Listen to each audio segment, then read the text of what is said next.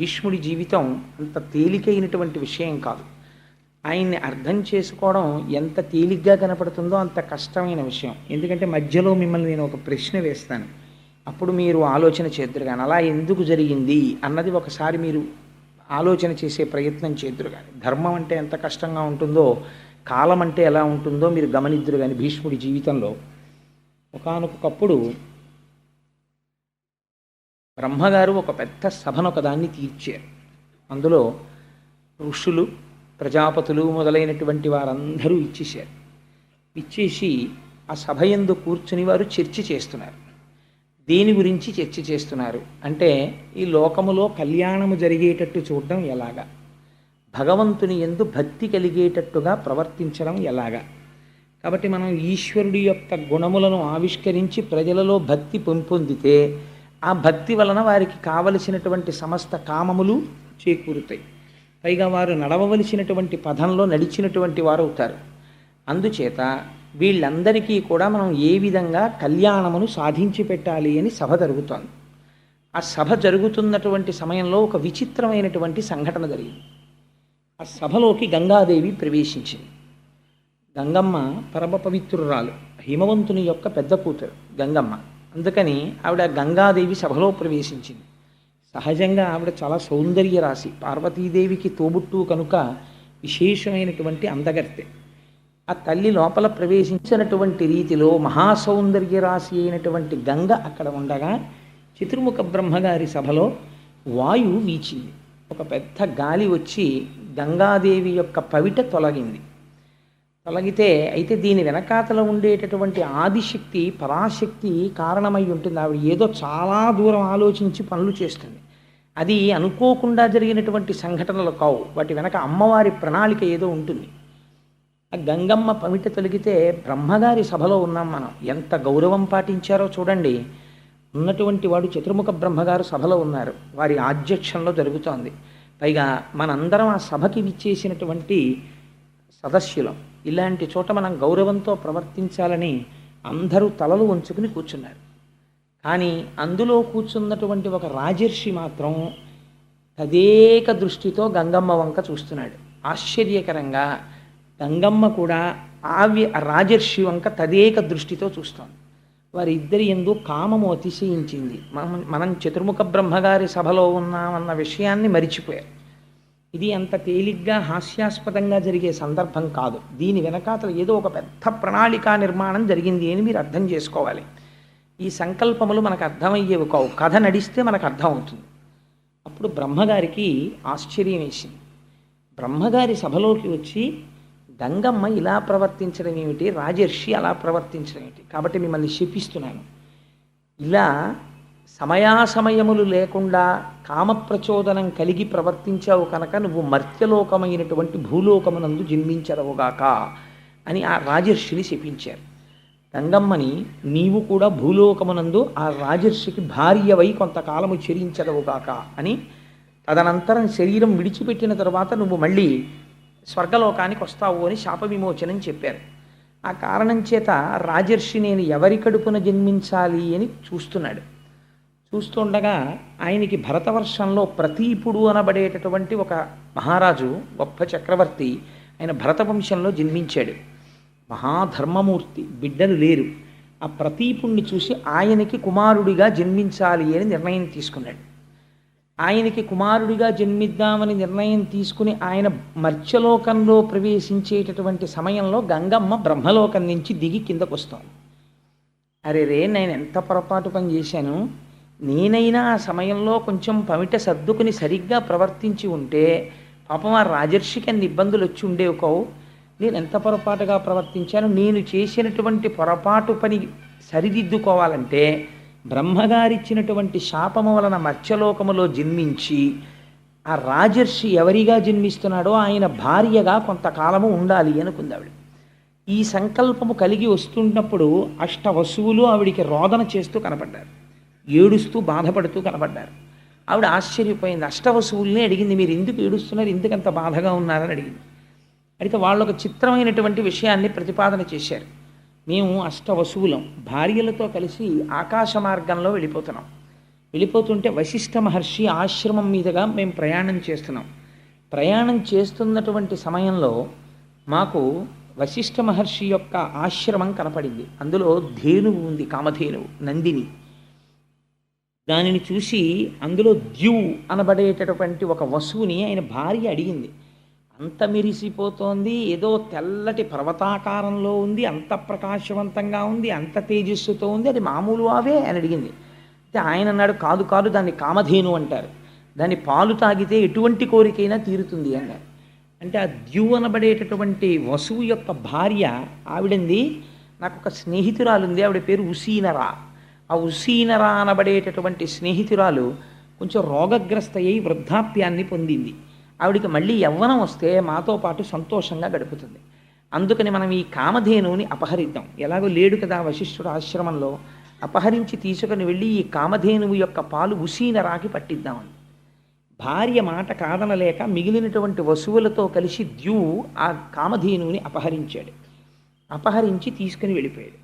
వశిష్ఠ మహర్షి మరునాడు పూజ కోసమని, సాయంకాలం అగ్నికార్యం కోసమని దర్భలు మొదలైనవి సేకరించడానికని వెళ్ళారు. వారు తిరిగి వచ్చి ఆశ్రమంలో చూశారు, నందినీ ధేనువు కనపడలేదు. అంతటా వెతికారు. వెతికి ఒక్కసారి తపోనిష్టలో కూర్చుని ఆచమనం చేసి దివ్య దృష్టితో చూశారు. అష్టవసువులు అపహరించడం తెలిసింది ఆయనకి. తెలిసి వెంటనే శపించారు. బ్రహ్మర్షి లేని సమయం చూసి నందినీ ధేనువుని అపహరించారు కనుక మీరు భూలోకమునందు జన్మించెదరుగాక అని. ఈ అష్టవసువులకి వార్త తెలిసి పరుగు పరుగున వచ్చి వశిష్ఠ మహర్షి యొక్క పాదాల మీద పడ్డారు. మహాప్రభో, మీరు మాకు దారుణమైన శాపాన్ని అనుగ్రహించారు. ఇప్పుడు మేము భూలోకంలో జన్మిస్తే చాలా ఇబ్బందులకి గురైపోతాం. మీరు మా యందు అనుగ్రహించి మాకు శాపానుగ్రహాన్ని తగ్గించేటటువంటి ప్రయత్నం చెయ్యండి అన్నారు. అంటే ఆయన అన్నారు, మీరు 80 వసువులు, 80లో 7 యందు పాపము యొక్క తీవ్రత తక్కువగా ఉన్నది. మీరు కేవలం ద్యువుకి సహకరించారు, కానీ అసలు అపహరించడానికి ప్రధానమైన కారణము ద్యువు. అందుచేత మీరు 7 పుట్టినటువంటి వెంటనే మరణిస్తారు. కాబట్టి నరుడిగా జన్మిస్తారు, కానీ జన్మించినటువంటి కొద్ది గంటలలో శరీరాన్ని వదిలిపెట్టేస్తారు. వదిలిపెట్టేసి మళ్ళీ వసువులు అయిపోతారు. కానీ ప్రధాన పాత్ర పోషించినటువంటి ద్యువు మాత్రం పరాక్రమవంతుడై కని విని ఎరగనటువంటి చరిత్ర సృష్టించి భూలోకమునందు కొంతకాలముండి తరువాత తిరిగి బ్రహ్మైక్యమును పొందుతాడు. అందుకని ద్యువు మాత్రం కొంతకాలము లోకమునందు ఉండవలసినదే అని ఆయన శాప విమోచనాన్ని కటాక్షించారు. కటాక్షిస్తే ఆ 80 ఇప్పుడు భూలోకంలో జన్మించాలి. అందుకని వాళ్ళు బాధపడుతూ వస్తున్నారు. గంగమ్మని చూసి అడిగారు, అమ్మా నువ్వెందుకు ఎడుతున్నావు భూలోకానికి అన్నారు. ఇదిగో జరిగినటువంటి విషయం ఇలా ఉంది, అందుచేత నేను ఆ రాజర్షి ఎక్కడ జన్మిస్తాడో అక్కడ ఆయనకి భార్యని కావాలని వెడుతున్నాను. అయితే అమ్మ మాకు ఒక ఉపకారం చేసి పెట్టు, నువ్వు ఎలాగో వెడుతున్నావు కనుక నీ కడుపున మేము 80 పుడతాం. పుట్టినప్పుడు నువ్వు మమ్మల్ని జ్ఞాపకం పెట్టుకుని శాప విమోచనం కోసం భూలోకంలో ఏ తల్లి కూడా పుట్టినటువంటి బిడ్డల్ని కొద్ది గంటలలోనే తీసుకెళ్ళి చంపదు. ఏ తల్లి కొద్ది గంటలలో చంపదంటే నా ఉద్దేశం కొన్ని రోజులు పోయాక చంపుతుందని కాదు, ఎప్పటికీ అలా ప్రవర్తించదు. కన్న తల్లికి ఉండేటటువంటి మమకారం అటువంటిది. అందుకని మాకు శాప విమోచనం ఎలా కలుగుతుంది? అందుకని మేము నీకు బిడ్డలుగా జన్మిస్తాం. నువ్వు మాయందు అనుగ్రహించి పుట్టినటువంటి వెంటనే మమ్మల్ని మళ్ళీ తిరిగి మేము వసువుల యొక్క స్థానాన్ని అలంకరించడానికి వీలుగా ఆ శరీరం విడిచిపెట్టేటట్టుగా మమ్మల్ని కటాక్షించు అన్నారు. తప్పకుండా అలా చేస్తాను అంది. కాబట్టి వసువులు ఎదురు చూస్తున్నారు, గంగమ్మ ఎవరిని వివాహం చేసుకుంటుంది, ఆవిడ కడుపులోకి వద్దామని. ఇది జరిగితే గంగా తీరమునందు ప్రతీపుడనపడేటటువంటి భరతవంశంలో జన్మించిన చక్రవర్తి పుత్రార్థి అయి తపిస్తున్నాడే. ఆయనకి సామ్రాజ్యం ఉంది, సత్యం ఉంది, ధర్మం ఉంది, అన్నీ ఉన్నాయి, అన్ని భోగాలు ఉన్నాయి, కానీ సంతానం లేదు. ఈశ్వరానుగ్రహాన్ని అపేక్షించి ఆయన గంగా తీరంలో కూర్చుని తపస్సు చేసుకుంటున్నాడు. గంగమ్మ చూసింది. ఈ ప్రతీపుణ్ణి చూసి ఆయనే తాను ఇతపూర్వం బ్రహ్మసభలో చూసినటువంటి వ్యక్తి ఈయనే ఈ జన్మ తీసుకున్నాడు అనుకుని ఈయన్ని వివాహం చేసుకోవాలని ఆయన తపస్సులో కళ్ళు మూసుకొని ఇంద్రియాల్ని వెనక్కి తీసుకుని తపస్సు చేసుకుంటూ కూర్చున్నాడు. గంగమ్మ గబగబా గంగలోంచి లేచి బయటికి వచ్చి ఆయన కుడి తొడ మీద కూర్చుంది. ఎంత ఆశ్చర్యకరమైన విషయమో చూడండి. కూర్చుంటే ఆయనకి బాహ్య స్మృతి కలిగింది. తొడ మీద కూర్చున్న స్త్రీ ఎవరు అని చూశాడు. గొప్ప సౌందర్య రాశి. ఆయన అన్నాడు, అమ్మ నువ్వెవరు, ఎక్కడి నుంచి వచ్చావు, ఎందుకు ఇలా కూర్చున్నావు నా కుడి తొడ మీద అని అడిగాడు. అయితే ఆవిడంది, నన్ను గంగా అంటారు, నేను గంగా నదికి అధిష్టాన దేవతను, నేను నీకు భార్యని కావాలి అని వచ్చాను, అందుకని నీ ఒళ్ళో కూర్చున్నాను అని. ఆయన అన్నాడు, నీవు నా భార్యవి కావాలి అని అనుకున్నావు. క్షత్రియులు, విశేషించి రాజులు దక్షిణ నాయకులు అంటారు. దక్షిణ నాయకులు అంటే ఒకరికన్నా ఎక్కువ మంది భార్యలు ఉంటారు. విజయనగర సామ్రాజ్య పతనం సమయానికి వచ్చేటప్పటికి రామరాయల వారికి ఎంత దక్షిణ నాయకుడు అంటే రామరాయల వారి పోలికలున్న బిడ్డలు చాలా ఊళ్ళలో ఉండేవారు. అంత దక్షిణ నాయకులై ఉంటారు. అలా దక్షిణ నాయకుడై ఉంటాడు కాబట్టి ఆయన ఒళ్ళో కూర్చుంది ఆవిడ. నేను ఏవి అనవసరపు విషయాలు చెప్పనండి, మీరు కావాలంటే విజయనగర పతనం అన్న పుస్తకం చదవండి, ఎంత ఆశ్చర్యకరంగా ఉంటుందో. తల్లికోట యుద్ధం అది రామరాయల వారిది. అందుచేత ఆవిడ వచ్చి కుడి తొడ మీద కూర్చుంటే ఆయన అన్నాడు, నువ్వు నన్ను భర్తగా పొందాలని వచ్చావు, కానీ ఒక పొరపాటు చేశావు. స్థితాదక్షిణ ఊరుమ్మే సమాశ్లిష్య భామిని అపత్యానాం స్నుషానాంచ స్థానం విద్ధి శుచిస్మితే అన్నాడు. ఓ శుద్ధమైన నవ్వు కలదానా, గొప్ప సౌందర్య రాశి, నీకు నన్ను భర్తగా పొందాలని కోరిక ఉండడం తప్పు కాదు, కానీ నువ్వు వచ్చి ఎక్కడ కూర్చున్నావు, కుడి తొడ మీద కూర్చున్నావు. కుడి తొడ మీద కూర్చునేటటువంటి అధికారము ఒక్క కూతురుకి కోడలికి వాళ్ళిద్దరికీ ఉంది. కూతురు కోడలు తప్ప పురుషుడి యొక్క తొడ మీద భార్య కూర్చోకూడదు. ఎప్పుడైనా భార్య కూర్చోవలసి వస్తే భర్త తొడ మీద, ఎడమ తొడ మీద కూర్చోవాలి. అసలు అలా ఎందుకు కూర్చోబెట్టుకుంటారండి? అలా ఎప్పుడు ఎవరు కూర్చోరు కదా, ఏదో కుర్చీల్లో కూర్చుంటారు, కానీ అలా ఒళ్ళో కూర్చోవడం, తొడల మీద కూర్చోబెట్టుకోవడం ఎల్లరంతా ఎక్కడ ఉంటుందండి బాబు అని మీరు అనుకోవచ్చు. ఉంటుంది. ఎక్కడుందో తెలుసా అండి? ప్రయాగలో వేణీదానం చేసేటప్పుడు ఉంది.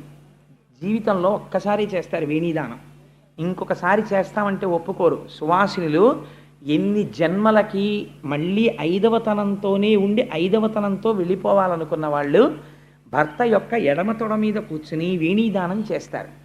చాలా గమ్మత్తుగా ఉంటుంది, చాలా సంతోషంగా సరదాగా ఉంటుంది అది చూడడానికి. సరే, అందుచేత మేము ప్రయాగ వెళ్ళినప్పుడు చాలామంది చేశారు, మీరు చేశారు కదమ్మా, అందుకని ఆ వేణీదానం చేసినప్పుడు చాలా సరదాగా సంతోషంగా ఉంటుంది ఆ క్రియ. చేత ఎడమ తొడ మీద కూర్చుంటారు భర్తకి భార్య. అందుకని నువ్వు వచ్చి నా కుడి తొడ మీద కూర్చున్నావు కాబట్టి ఇప్పుడు నువ్వెవరు, నా కోడలితోనన్నా సమానం, కూతురితోనన్నా సమానం.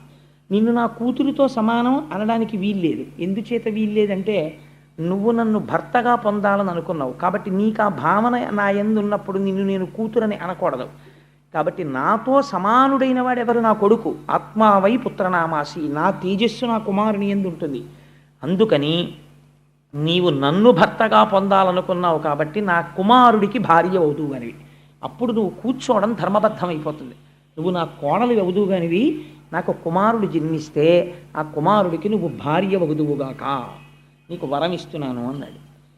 ఇప్పుడు చూశాడు ఆ పైనుంచి వచ్చినటువంటి రాజర్షి చూసి, గోభిషుడు అని ఆయన, ఇప్పుడు నాకు అవకాశం దొరికింది గంగమ్మని భార్యగా పొందాలి కాబట్టి నేను ఈ ప్రతీప మహారాజు యొక్క కుమారుడిగా జన్మిస్తాను అని ఆయన తేజస్సులోకి ప్రవేశించి శంతన మహారాజు అన్న పేరుతో జన్మించాడు. ఈ శంతన మహారాజు పెరిగి పెద్దవాడై యవ్వనానికి వచ్చిన తర్వాత పట్టాభిషేకం చేసి ప్రతీపుడు పిలిచి ఒక మాట చెప్పాడు. నేను ఒకనకొకప్పుడు గంగా తీరంలో తపస్సు చేస్తుండగా నాకు ఒక స్త్రీ కనపడింది. ఆమె నా కుడితొడ మీద కూర్చుని నన్ను భర్తగా పొందాలని అడిగింది. నేను నా కోడల్ని చేసుకుంటానని మాట ఇచ్చాను. అందుకని నీకు గంగా తీరంలో మెరుపు తీగ వంటి ఒక కన్య కనపడుతుంది, నువ్వు ఆ కన్యని భార్యగా స్వీకరించు అని ఆయన తపోభూములకు వెళ్ళిపోయాడు. ఒకనాడు శంతన మహారాజు గారికి వేట అంటే చాలా ఇష్టం. శంతన మహారాజు గారు వేటాడడానికి వెళ్ళాడు. వెళ్ళి తిరిగి వస్తూ విశ్రాంతి కోసమని గంగా తీరంలో కూర్చున్నాడు. అక్కడ కనపడింది గంగమ్మ. కనపడితే ఆయన తండ్రి గారు చెప్పినటువంటి స్త్రీ ఈమెయే అని నమ్మి ఆవిడ్ని వివాహం చేసుకోవడానికని ప్రయత్నించి ఆవిడతో మాట కలిపాడు. కలిపితే ఆవిడ వసువులకి మాట ఇచ్చి ఉన్నది, బిడ్డలు పుట్టినప్పుడు వెంటనే వాళ్ళు శరీరం వదిలిపెట్టేటట్టు చూస్తానని.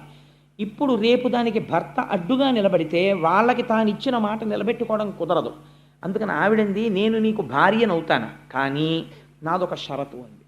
ఏమి నీ షరతు అన్నాడు. యచ్చకుర్యామహంకార్యం శుభం వా యదివా శుభం, నేను ఏ పని చేసినా అది శుభం కావచ్చు అశుభం కావచ్చు, నేను ఏది మాట్లాడినా కూడా నవక్తవ్యం తథాప్రియం, నువ్వు దానికి ఎదురు చెప్పకూడదు. నేను ఏ పని చేసినా నువ్వు అంగీకరించాలి.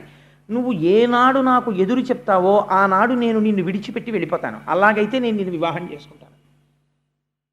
మనిషి జీవితం చాలా విచిత్రంగా ఉంటుందండి. వివాహం చేసుకునేటప్పుడు చాలా అందంగా ఉండడం అనేటటువంటిది చాలా ప్రధానమైన విషయమై కూర్చుంటుంది. కొన్నాళ్ళు పోయిన తర్వాత ఈ బాహ్యమైనటువంటి సౌందర్యం కన్నా అంతఃసౌందర్యమును మంచితనము ఇల్లాలిగా ఉండేటటువంటి లక్షణాలు ఉండడమే చాలా గొప్ప. ఏ కొరుక్కు తింటానా, నా బుర్రకాయ ఎందుకు వచ్చింది ఈ అందం అనిపిస్తుంది కొన్నాళ్ళు పోయాక. నేను ఈ మాట ఎందుకన్నానంటే మనకి ఈ కథలు అది నేర్పుతాయి. శంతన మహారాజు బాహ్య సౌందర్యాన్ని చూసి ప్రేమించాడు, వివాహం చేసుకున్నాడు. మొట్టమొదట కొడుకు కలిగాడు. కొడుకు పుట్టగానే ఇప్పుడు ఆయన యొక్క స్థితి మారింది, తండ్రి అయ్యాడు. కాబట్టి ఆయన ప్రేమ అంతా కొడుకు మీదకి వెళ్ళింది. బహు అందగాడు కొడుకు. అందున పెద్ద కొడుకు మొట్టమొదట పుట్టినవాడు. కొడుకులు లేక తన తండ్రి ఎంత బాధపడ్డాడో తెలుసు. కొడుకు పుట్టాడు. పుట్టగానే నిత్తుటితో ఉన్నటువంటి బిడ్డని 2 చేతుల్లో పట్టుకుని గంగమ్మ వెళ్ళి గంగలో వదిలిపెట్టేసింది. అంటే ఆవిడ ఇచ్చినటువంటి మాట అటువంటిది. 7 వసువులకి ఆవిడ మళ్ళీ స్వస్థితిని కల్పించాలి, అందుకని నీటిలో విడిచిపెట్టేసింది. ఊరుకున్నాడు. ఎందుకనంటే వరం ఇచ్చాడు ఆవిడికి. యచ్చకుర్యామహంకార్యం శుభం వా యదివా శుభం, ఏది చేసినా అడ్డు పెట్టకూడదు, అందుకని ఊరుకున్నాడు. అలా ఒకసారి కాదు, 2 మాటలు కాదు, 3 మాటలు కాదు, 4 మాటలు కాదు, 7 సార్లు అయిపోయింది. 7 కొడుకుల్ని తీసుకెళ్ళి గంగలో కలిపేసింది. 8వ మాట మహాతేజోవంతమైనటువంటి కుమారుడు జన్మించాడు. 7 మాటలు లేని ప్రేమ 8వ మాట ఎందుకు భార్యను అడ్డు పెడతాడండి? అంటే గంగమ్మ ఇచ్చినటువంటి వరం అక్కడతో పూర్తయిపోయింది. 8వ మాట మళ్ళీ ఆ బిడ్డని తీసుకుని వెళ్ళిపోతోంది గంగ వైపు. వెళ్ళిపోతుంటే ఆయన అన్నాడు, ఛీ రాక్షసి, ఎవరైనా మాతృత్వాన్ని కోరుకుంటారు, నువ్వేమిటి ఎంతమంది కొడుకులు పుట్టినా తీసుకెళ్ళి గంగలో పారేస్తుంటావు, ఇప్పుడు 8వ మాట చేస్తున్నావు ఈ పని, ఇంకా నేను సహించను, నువ్వు ఆ పని చెయ్యడానికి వీల్లేదు. గంగమ్మ నవ్వింది, నువ్వు నేను చేసిన పనికి ఎప్పుడు అడ్డు పెడతావో అప్పుడు నిన్ను విడిచిపెట్టి వెళ్ళిపోతానని నేను ముందే చెప్పాను. ఇవాళ నువ్వు అడ్డు పెట్టావు, అందుకని నేను వెళ్ళిపోతున్నాను. వెళ్ళిపో, నా కొడుకుని నాకు ఇచ్చాను. ఆవిడంది అది కుదరదు. నీ కొడుకు కాదు, నాకు కూడా కొడుకే. వీడిని నేను తీసుకెళ్ళి, పిచ్చి మహారాజా నేనేదో చేయలేదు, 7 వసువులకి మళ్ళీ వాళ్ళ సహజ స్థితిని ఇచ్చాను. వీడు 8వ వాడు బతకాలి. వీడిని నేను తీసుకెళ్ళి వశిష్ఠ మహర్షి దగ్గర, పరశురాముడి దగ్గర అస్త్రవిద్యనంతటినీ నేర్పి అపారమైనటువంటి ధనుర్విద్యా ప్రావీణ్యం వచ్చిన తరువాత తెచ్చి నీకు కొడుకుగా అప్పచెప్తాను. అప్పటి వరకు నా దగ్గర ఉంచుకుంటానని ఆ కొడుకుని తీసుకెళ్ళి గంగమ్మ గంగలోకి వెళ్ళిపోయింది. వెళ్ళిపోయిన తర్వాత శంతన మహారాజు గారు ఒక్కడే ఉండేవాడు. రాజ్యం వెళ్తున్నాడు, వేటకెడుతున్నాడు, తిరుగుతున్నాడు, వస్తున్నాడు. అలా కొంతకాలం గడిచిపోయింది. అసలు గంగమ్మ చెప్పిన మాట మర్చిపోయాడు. ఒకానొకనాడు గంగా తీరంలో తిరుగుతుంటే మంచి యవ్వనంలో ఉన్నటువంటి వ్యక్తి అద్భుతంగా బాణప్రయోగం చేస్తున్నాడు. ఆ పిల్లవాడిని చూడగానే పితృప్రేమ పరవళ్ళు తొక్కింది. నా కొడుకు కూడా ఉంటే ఈ పాటికి ఇదే వయస్సులో ఉంటాడని, బాబు నువ్వెవరు ఏమిటి అని ఆరా తీశాడు. అప్పుడు గంగమ్మ వచ్చి, ఈయన దేవవ్రతుడు అని పేరు ఉంచాను ఈయనకి. ఈయన గాంగేయుడు, గంగాస్తుడు కనుక గాంగేయుడు. ఈయన వశిష్ఠ మహర్షి దగ్గర, పరశురాముడి దగ్గర ధనుర్విద్య ధర్మశాస్త్రాన్ని నేర్చుకున్నాడు. అన్ని విధాలుగా రాశీభూతమైనటువంటి రాజనీతిజ్ఞుడు, ధర్మము తెలుసున్నవాడు, పైగా విలువిద్య నేర్పరి.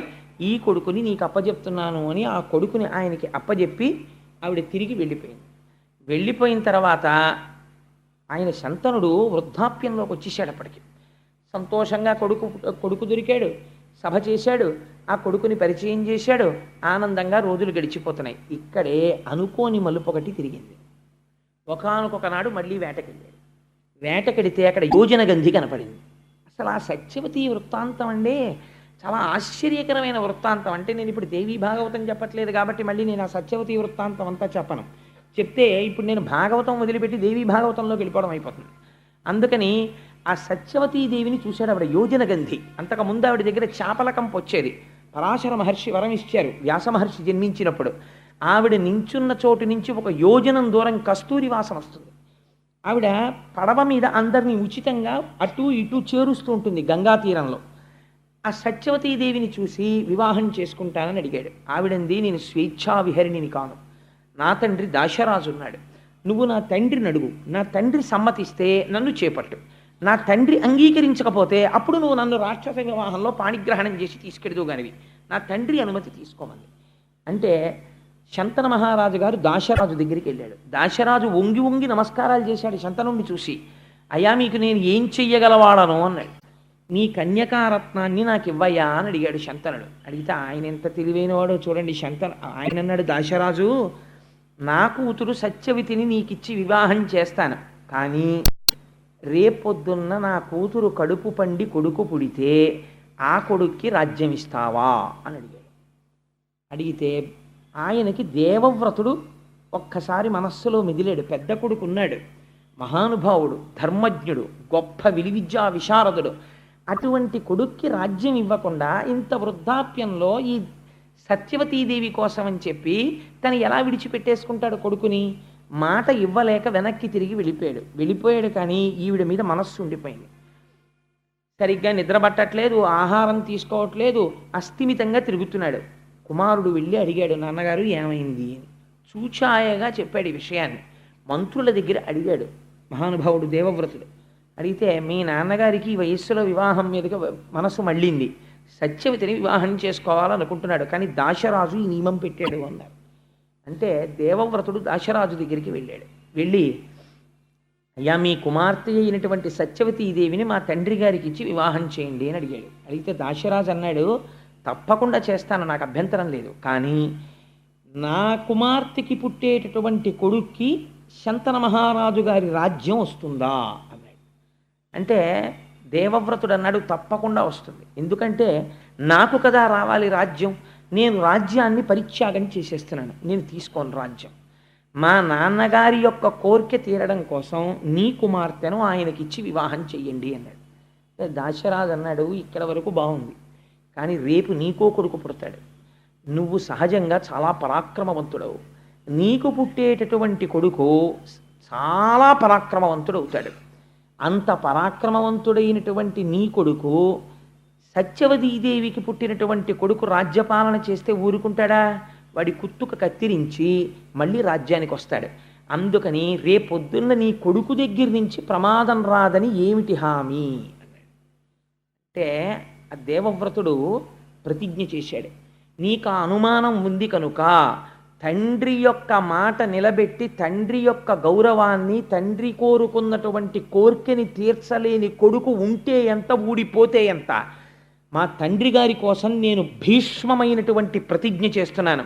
నేను ఇక నుంచి ఏ స్త్రీ యందు కూడా భార్యాభావనతో ప్రవర్తించను, బ్రహ్మచారినై నా జీవితాన్ని పూర్తి చేసేస్తాను అన్నాడు. ఈ ప్రతిజ్ఞ అది సామాన్యమైన ప్రతిజ్ఞ కాదండి, వృద్ధుడైన తండ్రి కోసం ఇటువంటి ప్రతిజ్ఞ చేశాడు. ఈ ప్రతిజ్ఞ చేసేసరికి దేవదుందుబులు మోగి పైనుంచి పుష్పవృష్టి కురిసింది. భీష్మించి ప్రతిజ్ఞ చేశాడు కనుక ఆ రోజు నుంచి ఆయన్ని భీష్ముడు అని పిలిచారు. ఆచరించి చూపించాడు కనుక భీష్మాచార్యుడు అని పిలిచారు. అప్పుడు తండ్రి గారు విని తెల్లబోయాడు, ఎంత త్యాగం చేశావురా, నీకు 2 వరాలు ఇస్తున్నాను. 1, యుద్ధభూమిలో నువ్వు చేతిలో కోదండం పట్టుకొని ధనస్సు పట్టుకొని ఉండగా నిన్ను దేవేంద్రుడు కూడా ఓడించలేడు. 2, నీకు మరణము లేదు, స్వచ్ఛంద మరణం, నువ్వు కోరుకుంటే వస్తుంది, నువ్వు కోరకపోతే రాదు. అందుకని నీకు ఈ 2 వరాలు ఇస్తున్నానని సత్యవతీదేవితో సంతోషంగా కాలం గడుపుతున్నాడు. ఆయన కంటే వృద్ధాప్యం వచ్చేసినా సరే వెర్రి కోరికలు పుట్టాయి, కానీ కాలుడు ఊరుకుంటాడండి. నాకు ఇప్పుడు వెర్రి కోరిక పుట్టిందండి అంటే ఊరుకుంటాడా? 2 కొడుకులు పుట్టాడు, చిత్రాంగదుడు, విచిత్ర వీర్యుడు అని.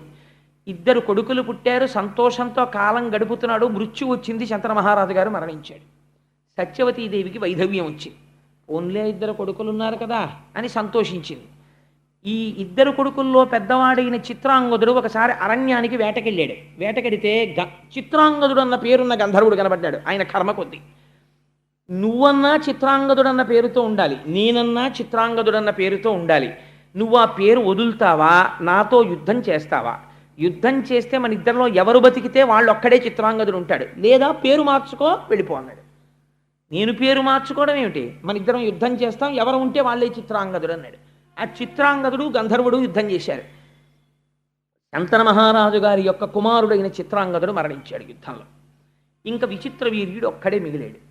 ఎవరి కోసం ప్రతిజ్ఞ చేశాడు భీష్ముడు? ఏ శంతన మహారాజు గారి యొక్క సుఖం కోసం ప్రతిజ్ఞ చేశాడో ఆ శంతన మహారాజు వెళ్ళిపోయాడు. ఆ సత్యవతీదేవి వైధవ్యం పొందింది. పుట్టిన ఇద్దరు కొడుకుల్లో పెద్దవాడు మరణించాడు. విచిత్ర వీర్యుడు ఎప్పుడూ కాలక్షేపం చేస్తూ భగవంతుని యొక్క స్మరణ లేకుండా సంతోషంగా కాలం గడిపేసేటటువంటి వాడు. ఇప్పుడు వంశము వర్ధిల్లాలి. అందుకని ఇప్పుడు ఆయనకి సరి అయినటువంటి భార్య దొరకాలి విచిత్ర వీర్యుడికి. ఈయన చూస్తే ఎప్పుడూ సుఖ సంతోషాలతో తేలియాడుతుంటాడు. ఈయనకి తగిన భార్యని తేవలసినటువంటి బాధ్యత భీష్ముడి మీద పడింది. చూడండి, ఆ వయస్సులో భీష్మాచార్యుడి చేసినటువంటి ప్రతిజ్ఞ వల్ల ఎన్ని కష్టాలు అనుభవించాడో చూడండి మహానుభావుడు. ఇంత కష్టపడి కాశీరాజుకి 3 కుమార్తెలు, అంబా, అంబిక, అంబాలిక అని కాశీరాజు స్వయంవరం ప్రకటించాడు. విచిత్ర వీర్యుడు వెళ్ళకపోతే భీష్మాచార్యుల వారు వెళ్ళారు స్వయంవరానికి. వెడితే అక్కడ వాళ్ళందరూ ఆయన్ని చూసి విచిత్రంగా మాట్లాడారు. బ్రహ్మచర్యంలో ఉంటానన్నాడు, ప్రతిజ్ఞ చేశాడు, ఏమిటో భీష్ముడు స్వయంవరానికి వచ్చాడన్నారు. అందరూ చూస్తుండగా నేను పౌరుషంతో రాజులను ఓడించి తీసుకెడుతున్నాను ఈ అంబిక, అంబాలికని. ఎవరైనా మీరు నన్ను ఎదుర్కొనే వాళ్ళు ఉంటే ఎదుర్కోవచ్చు అని 3 చేయి పట్టి రథం ఎక్కించి తీసుకెళ్ళిపోతున్నాడు. రాజులందరూ కలిసి భీష్ముడి మీదకి యుద్ధానికి వచ్చారు. అందరినీ తుత్తునియలు చేసి హస్తినాపురానికి తీసుకొచ్చాడు. తీసుకొచ్చి వివాహానికి కూర్చోబెడుతున్నాడు. అంబ భీష్ముడి దగ్గరికి వెళ్ళింది, మహానుభావ, నీకు తెలియనటువంటి ధర్మం లేదు, నీకు ఒక మాట చెప్తాను. నేను సాళ్వుడనబడేటటువంటి రాజుని ప్రేమించాను, ఆయన కూడా నన్ను ప్రేమించాడు, ఆయన నా యందు పత్నీభావమును పొందాడు. కాబట్టి ఇప్పుడు నేను వేరొక పురుషుడికి భార్యని కావడం అమర్యాద, అలా నేను కాకూడదు. అందుకని నన్ను తీసుకెళ్ళి సాళ్వుడికి అప్పచెప్పేమని. ఒకసారి మనసు లేని స్త్రీ రాజుకి భార్యగా ఉండడానికి వీలు కాదు. అందుకని పరపురుషుని యందు అనురక్తి కలిగినటువంటి స్త్రీని భార్యగా యువతల ఇంట్లో ఉండడం త్రాచుపావుని పెంచుకోవడం లాంటిది. అందుకని నువ్వు నా తమ్ముడికి భార్యగా ఉండడానికి వీలు లేదు, నిన్ను తీసుకెళ్ళి అప్పచెప్పేస్తానని చెప్పి సాళ్వుడి రాజ్యానికి తీసుకెళ్ళి రథంలో పంపించాడు. పంపిస్తే ఈవిడ సాళ్వుడి అంతఃపురంలో ప్రవేశించి ఎంతో సంతోషంగా నేను వచ్చేసానయ్యా, భీష్ముడు నన్ను పంపించాడని.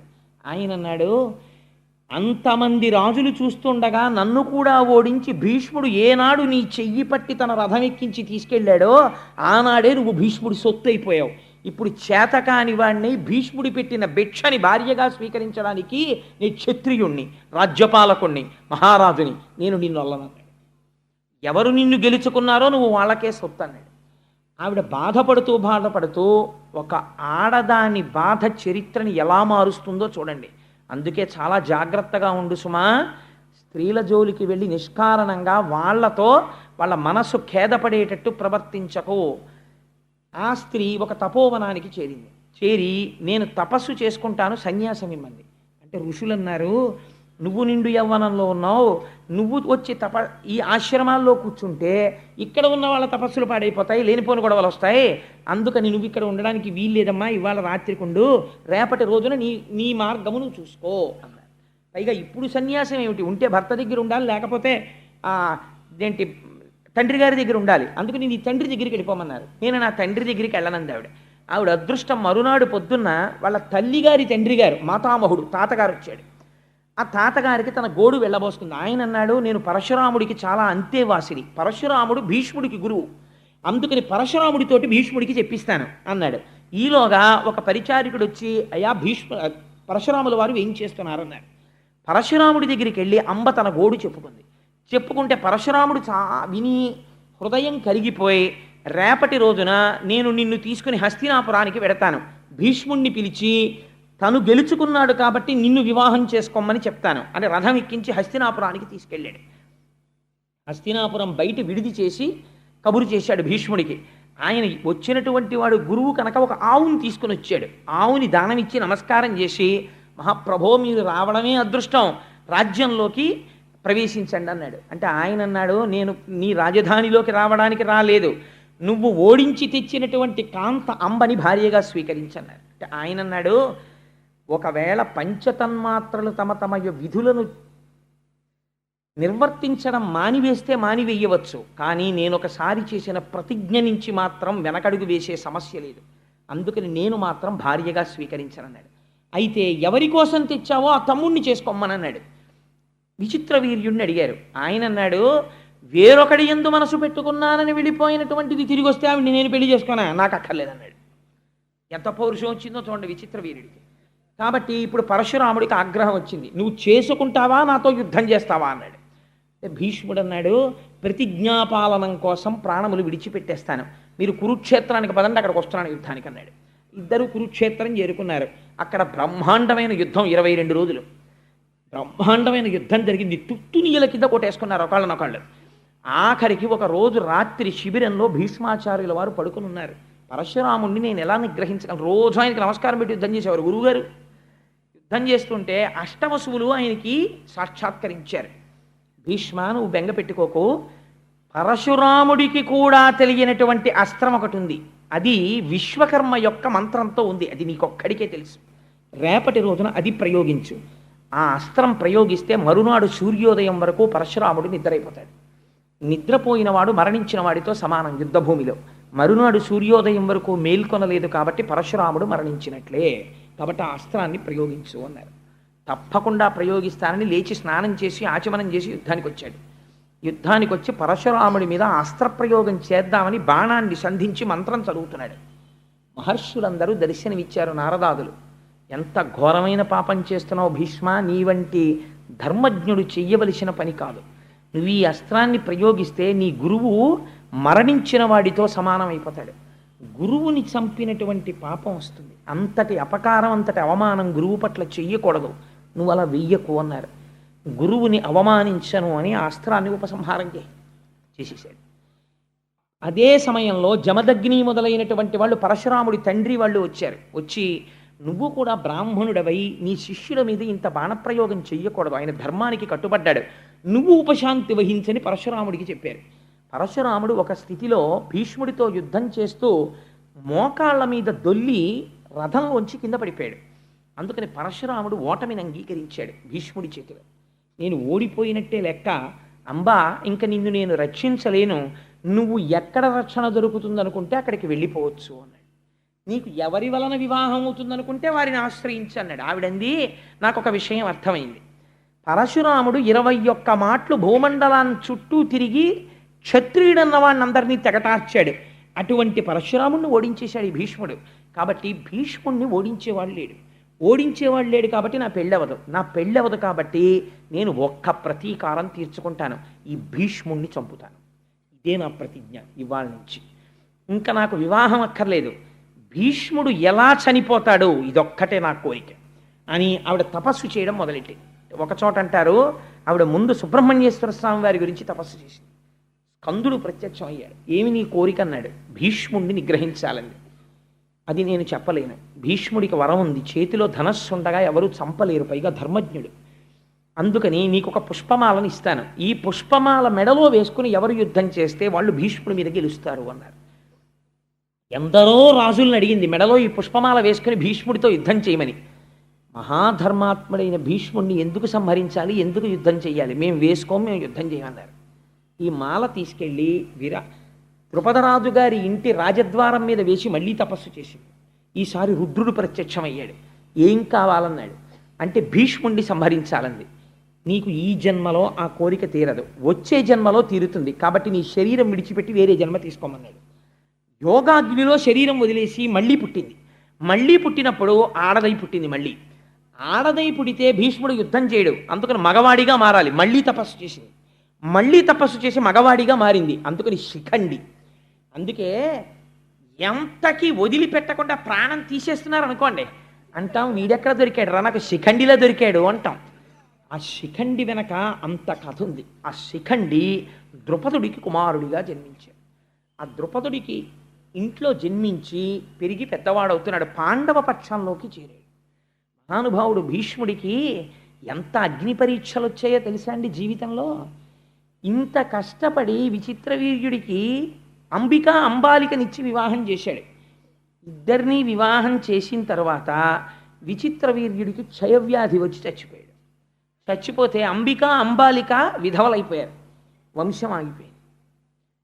దాశరాజు ఏ సింహాసనం కోసమని సత్యవతీదేవికి పుట్టినటువంటి కొడుకులకి రాజ్యం ఇమ్మన్నాడో ఆ కొడుకులు ఇప్పుడు లేరు, మనవలు లేరు, ఆగిపోయింది. ఆగిపోతే ఆ సత్యవతీదేవే భీష్ముడిని పిలిచి భీష్మ, వంశం ఆగిపోయింది, యుగధర్మాన్ని అనుసరించి ఇది తప్పు కాదు, నా కోడళ్ళైనటువంటి అంబిక అంబాలికల యందు వాళ్ళు ఋతుస్నానము చేసిన తర్వాత నువ్వు సంగమించు. సంగమిస్తే మళ్ళీ వంశము నిలబడుతుంది. వంశము కోసమని అలా సంగమించవచ్చు, దోషం లేదు. అందుకని నువ్వు సంగమించు అత్తగారి అనుగ్రహంతో ధర్మబద్ధమైతే అని అడిగింది ఆవిడ. అంటే దాని ఎందుండేటటువంటి ధర్మ సూక్ష్మం వేరు. ఇప్పుడు నేను దేవి భాగవతం మాట్లాడటలేదు కదా. 8 రకాల కొడుకులు ఉంటారు. ఆ కొడుకులు ఏమిటి, ఎలా వస్తారు, అది ఎలా ధర్మం అవుతుంది, ఇవన్నీ దేవి భాగవతం అయితే చెప్పాలి. ఇప్పుడు ఎందుకు ఆలరంతా నాకు? అందుకని ఈ మాట చెప్తే భీష్ముడు అన్నాడు, అమ్మా నేను ప్రతిజ్ఞ చేశాను ఆనాడే, నేను ఏ స్త్రీ ఎందు కూడా అలా ప్రవర్తించను, నేను బ్రహ్మచర్య నిష్ఠ యందు ఉన్నవాడను. అందుకని వంశము లేకపోతే నేనేమీ చెయ్యలేను, కానీ నేను మాత్రం అలా ప్రవర్తించను. దీనికి ఒక్క పరిష్కారం. ఎవరైనా బ్రహ్మజ్ఞాన సంపన్నుడై కేవలము వరకటాక్షము కోసమని సంగమించడము తప్ప శరీరమునందు అటువంటి కోరిక లేని ఒక బ్రాహ్మణుణ్ణి, ఒక బ్రహ్మజ్ఞానిని వేడుకో అన్నాడు. అంటే అప్పుడు వ్యాసుణ్ణి ప్రార్థన చేసింది. సరే, ఆ తర్వాత కథ మీకు తెలుసు. పాండవులు పుట్టడం, పాండురాజు గారు పుట్టడం, విదురుడు పుట్టడం, ధృతరాష్ట్రుడు పుట్టడం, దాసికి విదురుడు పుట్టడం, అలా వాళ్ళు ముగ్గురు పుట్టడం, తర్వాత కథ నడిచింది. ఆ తర్వాత ఎక్కడికి వచ్చేసింది, ఇన్ని తరాలు మారిపోతున్నాయి.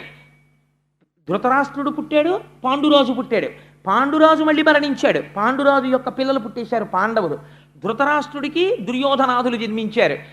ఇంతమందిని సాకుతూ తాతగారై గడ్డాలు నిరిచిపోయి జుత్తు నిరిచిపోయి మహాధర్మజ్ఞుడై మహానుభావుడు వీళ్ళందరికీ విలువిద్య నేర్పించి ద్రోణాచార్యుల్ని గురువుగా పెట్టి అలా ఆ వంశాన్ని సాకుతూ నడిపిస్తూనే ఉన్నాడు భీష్ముడు మాత్రం. ఆయన కళ్ళ ముందే బ్రహ్మాండమైనటువంటి కలహం బయలుదేరింది కౌరవులకు పాండవులకు. కౌరవులు అనడానికి కూడా వీల్లేదు, ఎందుకంటే పాండవులు కూడా కౌరవులే, భీష్ముడు కూడా కౌరవుల్లో వాడే, కురుచక్రవర్తి యొక్క సంతానం. అందుకని పాండురాజు యొక్క పుత్రులకు ధృతరాష్ట్రుని యొక్క పుత్రులకు కలహం బయలుదేరింది. బయలుదేరినప్పుడు ఇంత ధర్మజ్ఞుడైనటువంటి భీష్ముడు, ఇంత ధర్మం తెలుసున్న భీష్ముడు కురుక్షేత్ర సంగ్రామం జరిగినప్పుడు మాత్రం పాండవ పక్షమునకు వెళ్ళలేదు. కౌరవ పక్షంలో, దుర్యోధనుడి యొక్క పక్షంలో ఉండిపోయాడు. అలా ఎందుకు ఉండిపోవలసి వచ్చింది? నిజంగా భీష్ముడే కానీ ఒకవేళ పాండవ పక్షంలోకి వెళ్ళిపోతున్నాను అని అన్నాడు అనుకోండి, అసలు కురుక్షేత్ర యుద్ధం లేదు కదండి. దుర్యోధనుడు ఎవరిని చూసుకుని దిగాడు? ఇద్దరిని చూసుకుని దిగాడు. ఒకటి భీష్ముడు, 2 కర్ణుడు. వీళ్ళిద్దరికీ సంవాదం వచ్చింది. సర్వసైన్యాధిపత్యం ఇచ్చేటప్పుడు భీష్ముడు బతికున్నంత కాలం నేను అసలు యుద్ధభూమికి రానన్నాడు కర్ణుడు. అక్కడే అమంగళం. కాబట్టి ఏమైపోయింది, భీష్ముడిని చూసుకుని యుద్ధానికి వెళ్ళాడు. అటువంటి భీష్ముడు పాండవుల వైపుకి వెళ్ళిపోయాడు అనుకోండి, ఎన్నో మాటలు ధర్మం చెప్పాడు. మహానుభావుడయ్యా, అర్జునుణ్ణి ఎవరు గెలవలేరు, పాండవుల పట్ల ధర్మం ఉంది, వాళ్ళు నెగ్గుతారని చెప్పాడు. అటువంటి భీష్ముణ్ణి దుర్యోధనుడు పట్టుకుని వేలాడవలసినటువంటి అవకాశం ఇవ్వకుండా పాండవ పక్షానికి వెళ్ళిపోయి ఉంటే అసలు కురుక్షేత్రం జరిగేది కాదు కదా. భీష్ముడు ఎందుకు వెళ్ళలేదు? ఒకటవ ప్రశ్న. 2, అట్లాంటి భీష్ముణ్ణి అలాగ ముళ్ళపంది ఎలా అయితే ముళ్ళతో ఉంటుందో అలా అంగుళం మాత్రం చోటు లేకుండా అన్ని బాణాలతో కృష్ణుడు ఎందుకు కొట్టించాడు? అంటే భీష్మంచ ద్రోణంచ జయద్రథంచ అని గీతలో చెప్పాడు. నేనే సంహరిస్తున్నానని చెప్పాడు. భీష్ముణ్ణి అన్ని బాణాలతో ఎందుకు కొట్టాడు? ఈ 2 భీష్మాచార్యుల వారి జీవితానికి సంబంధించి చాలా గహనమైనటువంటి ప్రశ్నలు. అలా కొట్టడానికి ఒక కారణం ఉంది. నేను దేనికైనా సరే ప్రపంచంలో ఆలంబనం ఏమిటో తెలుసా అండి? ధర్మమే. భీష్ముడు తన జీవితం మొత్తం మీద ఒక్కసారి ధర్మం తప్పాడు. అది కూడా పూర్తిగా ధర్మం తప్పాడు అని చెప్పడం కూడా కుదరదు. ధర్మం తప్పాడా తప్పలేదా అని చెప్పడానికి వీలు లేని రీతిలో ఒకసారి మాట్లాడాడు. ఎప్పుడు మాట్లాడాడు అంటే, ధర్మరాజు గారికి శకునికి ద్యూతక్రీడ జరుగుతున్నప్పుడు శకుని మధువుని సేవించి ఉండడంలో మరిచిపోయి ముందు ధర్మరాజుని ఒడ్డాడు. ధర్మరాజుని నిన్ను నువ్వు పణంగా పెట్టుకో అన్న తర్వాత ధర్మరాజు ఓడిపోయాక గుర్తొచ్చింది శకునికి, నీ భార్య ఉంది కదా ద్రౌపది, ఆవిడ్ని ఒడ్డు అన్నాడు. అప్పటికే ధర్మరాజు శకునికి దాస్యంలోకి వెళ్ళిపోయిన ధర్మరాజు వడ్డమన్న శకునికి వెడుతుంది కానీ దోషం వడ్డిన నాకు పట్టదని చెప్పి ఇప్పుడు నాకు శకుని యజమాని, నేను ఆయనకి దోషం ఆయనకి ఎడుతుందని ద్రౌపదిని ఒడ్డాడు. ఒడ్డి మళ్ళీ ఓడిపోయాడు. ఓడిపోతే దుశ్శాసనుడు రజస్వల అయినటువంటి ద్రౌపదీదేవిని సభలోకి ఈడ్చుకొచ్చి వలువలు ఊడ్చాడు. ఊడుస్తుంటే ఆవిడ ఒక ప్రశ్న వేసింది పేర్లు చెప్పి. ఈ సభలో భీష్మద్రోణులు ఉన్నారు, వాళ్ళకి ధర్మం తెలుసు. నన్నోడి తన్నోడెనా, తన్నోడి నన్నోడెనా, ధర్మం చెప్పమని అడిగాడు. భీష్ముడు పెద్ద సంకటంలో పడ్డాడు. భీష్ముడు నోరు విప్పి మాట్లాడి, ధర్మరాజు చేసినది దోషమే, ఓడిపోయిన ధర్మరాజుకి ద్రౌపదిని ఒడ్డేటటువంటి అధికారము లేదు అని అంటే వెంటనే ద్రౌపదీదేవి మహాపతివ్రత, ఆవిడ శపిస్తే కౌరవులు ధృతరాష్ట్రుని యొక్క సంతానమంతా నశించిపోతారు. ఇంత కష్టపడి పెంచి పోషించాడు వీళ్ళందరినీ, తన కళ్ళ ముందు పోతారు. అందుకని పోని చెప్పకుండా ఉందామంటే ఎదురుగుండా ఒక మానవతి, ఒక మహాపతివ్రతకి వలువలు ఉడుస్తున్నారు. కాబట్టి ఏం చెప్పాలో అర్థం కాలేదు. తెలిసి చెప్పాడా, తెలియక చెప్పలేదా అన్నది తెలియకుండా ఒక మాట అని ఊరుకున్నాడు. ధర్మరాజంతటి వాడే నేను ఓడిపోయానని ఒక మాట అన్నాడు. ఈ స్థితిలో ఏది ధర్మము అన్నది చెప్పడం కొంచెం కష్టం ద్రౌపది అన్నాడు. అలా ధర్మము తెలిసి చెప్పకపోవడం కూడా ధర్మాచరణమునందు వైక్లభ్యమే. ఈ దోషమునకు కొట్టవలసి వచ్చింది. అందుకని బాణాలతో కొట్టారు. ధర్మాచరణం అంటే ఎంత గహనంగా, ఎంత కష్టంగా ఉంటుందో చూడండి. ఇంతటి మహానుభావుడు యుద్ధానికి వచ్చాడు కురుక్షేత్రంలో. వస్తే దుర్యోధనుడితో ఒక మాట చెప్పాడు, నువ్వు పాండవుల వైపు ఉన్నటువంటి వాళ్ళల్లో ఎవరినైనా సరే అడుగు, తలకాయ తీసేస్తాను, పాండవుల జోలికి మాత్రం నేను వెళ్ళనన్నాడు.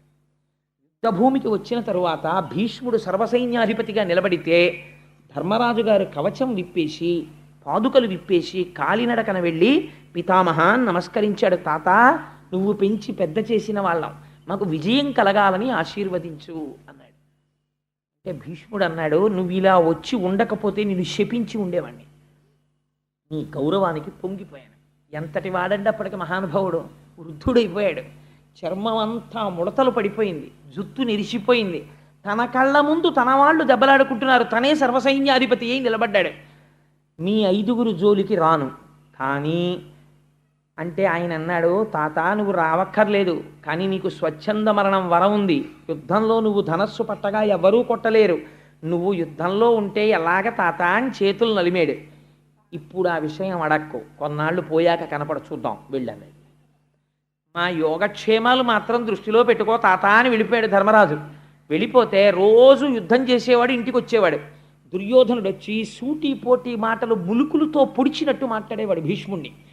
అంత గొప్పవాడివని యుద్ధంలో దిగాను, ఎంతమందిని చంపావు, ఏం చేశావు, నువ్వు తలుచుకుంటే అర్జునుడిని చంపలేవా, నువ్వు కావాలని వెనకేసుకొస్తున్నావు, నువ్వు పాండవ పక్షపాతివి అని పాపం ఆ వయస్సులో అన్ని మాటలు పడుకుని ఒకరోజు 9వ రోజు అనుకుంటాను కురుక్షేత్రంలో, దుర్యోధన ఇవాళ భీష్ముడంటే ఏమిటో చూద్దుగాలి యుద్ధంలో, ఇవాళ చూపిస్తాను భీష్ముడంటే ఏమిటో అన్నాడు.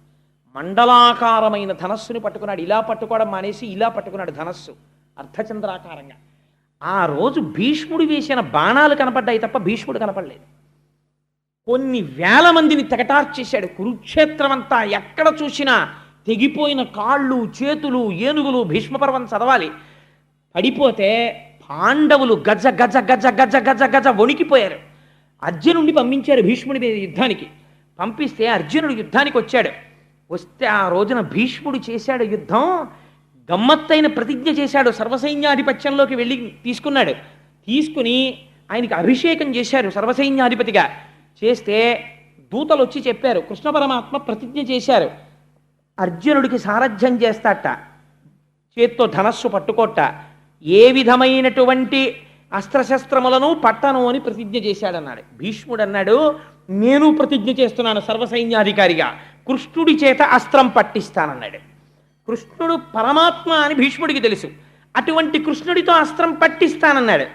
పట్టను అని కృష్ణుడు అన్నాడు. ఇప్పుడు ఈశ్వరుడి ప్రతిజ్ఞ నెరవేరుతుందా, భక్తుడి ప్రతిజ్ఞ నెరవేరుతుందా? ఆ రోజు అర్జునుడు ఎదురొస్తే కొట్టాడు బాణాలు. భీష్మాచార్యుల వారు ఎన్ని ధనస్సులు తీసుకున్నా విరిగిపోయాయి. ఇంత సవ్యసాచి, ఇంత కవ్వడి. కొట్టిన బాణాలకి కృష్ణ పరమాత్మ కవచం పిట్లిపోయి మోదుగ చెట్టును కొట్టినట్టు కొట్టేశాడు కృష్ణుణ్ణి. వెనక్కి తిరిగి చూశాడు, నెత్తురు ఏరుల కింద పారిపోతోంది అర్జునుడి శరీరంలోంచి. కృష్ణుడు ప్రతిజ్ఞ మరిచిపోయి ఒక్కసారి చక్రం పట్టుకుని దూకిశాడు, సంతోషం పరస్తాను భీష్ముడిని.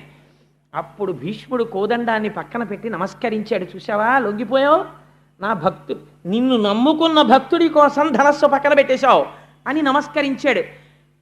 10 రోజుల యుద్ధం పూర్తయిపోయిన తర్వాత ధర్మరాజు గారు కృష్ణుణ్ణి పిలిచి అన్నాడు, పితామహుడు యుద్ధం చేస్తుంటే ఇంకా యుద్ధం చెయ్యలేం, ఆయన సామాన్యుడు కాడు, అరివీర భయంకరుడు, ఎలా ఆయన్ని యుద్ధం నుంచి ఆపడం అని అడిగితే కృష్ణ పరమాత్మ అన్నారు, దీనికి ఒక్కటే పరిష్కారం, నువ్వు చెప్పులు విప్పేసి కవచం తీసేసి శిరస్త్రాణం తీసేసి 5 పాండవులు నేను కలిసి భీష్ముడి శిబిరానికి వెళ్ళి నమస్కారం చేసి ఆయన్ని అడుగుదాం అన్నారు.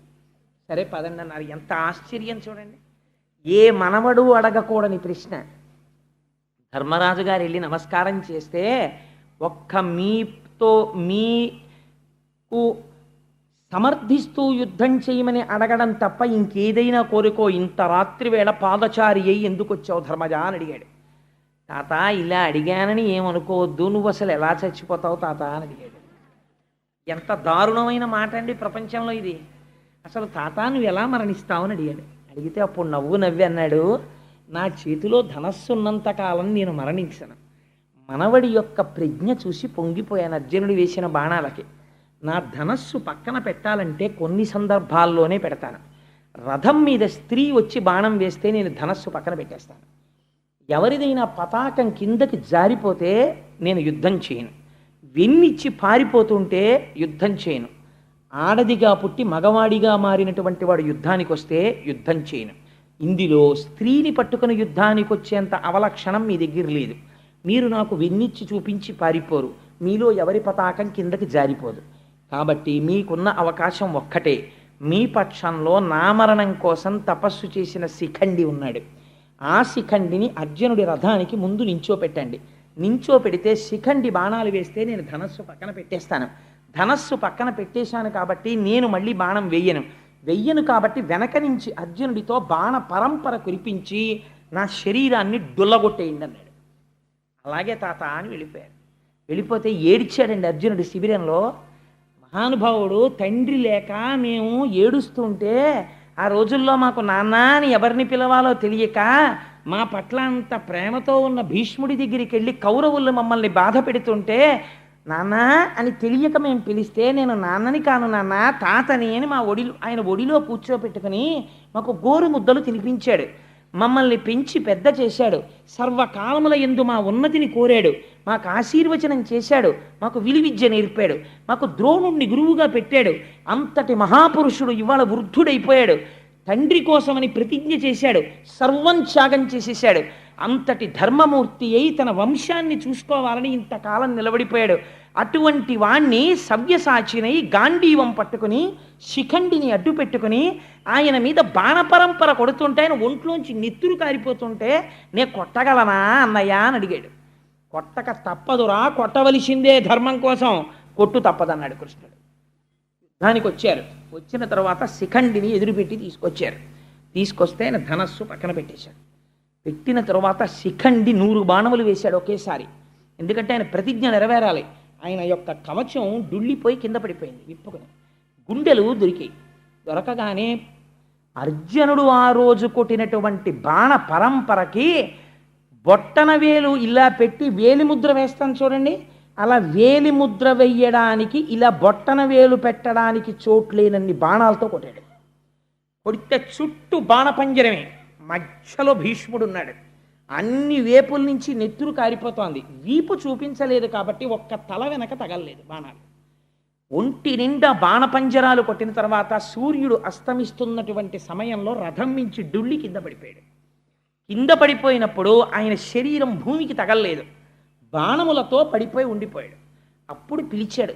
అందరూ పరుగున వచ్చేసారు. యుద్ధం ఆపి భీష్ముడంతటి వాడు పడిపోయాడు వాళ్ళని. పడిపోతే అప్పుడు అడిగాడు, అయిపోయింది నా సమయం, స్వచ్ఛంద మరణాన్ని కోరాను. కానీ అప్పుడు గుసగుసలు వినపడ్డాయి. ఇంతటి భీష్ముడికి దక్షిణాయనంలో మరణమా? లేదు, నేను ఇంకా బ్రతికే ఉన్నాను. ఉత్తరాయణం వరకు నా శరీరం విడిచిపెట్టను. సూర్యుడు మకర రాశిలో ప్రవేశించి మాఘమాసం వచ్చిన తర్వాత రథసప్తమి నాడు రథం ఉత్తర దిక్కుకు తిరిగాక ఏకాదశి ఘడియల్లో నా ప్రాణం విడిచిపెడతాను అని అర్జునుణ్ణి పిలిచి నా తల వ్రేలాడిపోతోందయ్యా వెనక్కి, మర్మస్థానములన్నీ కదిలిపోతున్నాయి, బాణములు కొట్టేయడం వల్ల నెత్తురు ఓడిపోతోంది, నాకు తలగడ అమర్చు అన్నాడు. దుర్యోధనాదులు వెంటనే తలగడలు పట్టుకొచ్చారు. ఈ తలగడలు కాదురా నాకు కావలసింది, యుద్ధభూమినందు పడుకున్నటువంటి వాడికి బాణములతో కొట్టాలి తలగడ, అందుకని అర్జునుడు కొడతాడన్నారు. అర్జునుడు బాణములతో తలగడ ఏర్పాటు చేశాడు. చాలు నీలాంటి మనవడు పుట్టాడని ఆ బాణముల మీద తలగడ ఏర్పాటు చేసుకుని, నేను ఈ యుద్ధభూమినందే పడి ఉంటాను, నా చుట్టూ కందకం తవ్వండి, ఎవ్వరూ నా వైపుకి రాకుండానని కందకం తవ్వించుకుని ఆ భూమి మీద పడి ఉండిపోయాడు.